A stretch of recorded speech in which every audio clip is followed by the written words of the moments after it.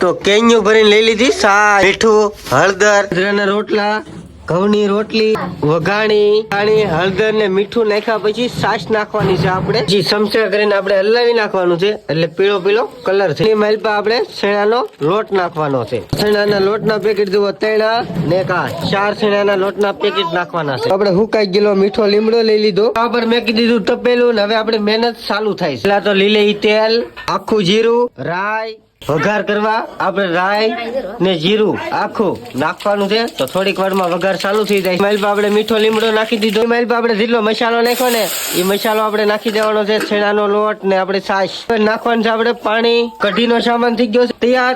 હવે થોડીક વાર આપણે વેટ કરીએ એટલે આપણી કઢી થઈ જાય તૈયાર. એક લીલું મરચું ને હુકાયેલું દળેલું લાલ મરચું લીલું લાલ મરચું પણ વાતરી નાખીએ. લીલું મરચું વાતરી નાખ્યું છે ને લાલ મરચું દળાવી નાખેલું નાખી દીધું. એની માલપા આપણે છાશ નાખ્યું. સૌથી માથે કોથમરી. આપણે મસાલો 4 કિલો લાલ મરચું, લીલું મરચું, હુકેલું દળાવેલું મરચું નાખી દીધું છે. તો હવે નાખી દીધી છે મોરસ કેતા ખાંડ.